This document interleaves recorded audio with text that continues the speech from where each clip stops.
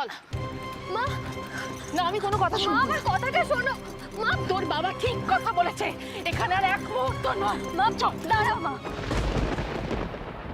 মা আমি এ বাড়ি ছেড়ে কোথাও যেতে পারবো না। এসব তুই কি বলছিস? তুই তোর বাবার কথা অমান্য করবি? মা মা আমি কখনো তোমার কথা বাবার কথা অমান্য করেছি বলো? মা মা তোমরাই তো আমাকে শিখিয়েছো বিয়ের পরে মেয়েদের স্বামী, সংসার, শ্বশুর বাড়ি এগুলোই তাদের সব। শ্বশুর বাড়ির সম্মান রক্ষা করা, তাদের বিপদে তাদের পাশে দাঁড়ানো, এগুলো মেয়েদের কর্তব্য। তাহলে তাহলে আজ কি করে মা আমাকে আমাকে সেই কর্তব্য থেকে মুখ ফিরিয়ে নিতে বলছো? তুই এখন ওই বাড়ির মানুষগুলোর কথা ভাবছিস, যারা তোকে এত অপমান করেছে, এত অসম্মান করেছে, সবকিছু কেড়ে নিয়েছে। তোর কথা একবারও না ভেবে তোর স্বামীকে কেড়ে নিয়ে ওই বন্ধুর মতন একটা মেয়েকে নিজের বাড়ির বউ করতে চাইছে। তাদের তুই আপনজন বলে মনে করিস? অহনা আর বোকামি করিস না। দেখবো, তাকিয়ে দেখ, এই পৃথিবীতে ভালো মানুষের কোনো দাম নেই রে মা, কোনো দাম নেই। মা তুমি কেঁদো না, কেঁদো না।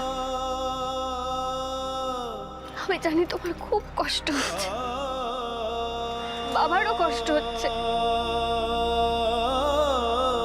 আমি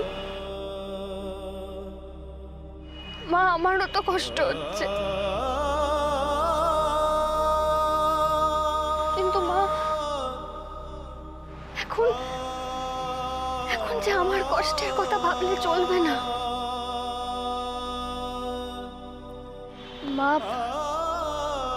আমার এই শ্বশুর বাড়ির লোকজন একটা ভুলে জড়িয়ে পড়েছে, একটা অনেক বড় ষড়যন্ত্রের শিকার তারা সেটা বুঝতে পারছে না, কিন্তু আমি বুঝতে পারছি, আমি আজ করতে পারছি সেটা। তাদের এই বিপদ জেনেও যদি আমি চলে যাই তাহলে যে অন্যায় হবে মা, পাপ হবে অনেক বড়। কিসের পাপ? কিসের পাপ? ন্যায় অন্যায় এসবের কোনো দাম আছে এদের কাছে? আছে মা, আছে, নিশ্চয়ই আছে।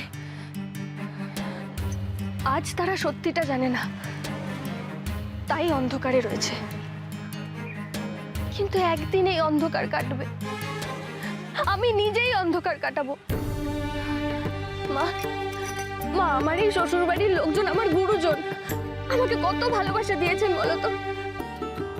আজ যদি তাদের বিপদের দিনে আমি তাদের একা করে দিয়ে চলে যাই তাহলে যে অনর্থ হবে মা।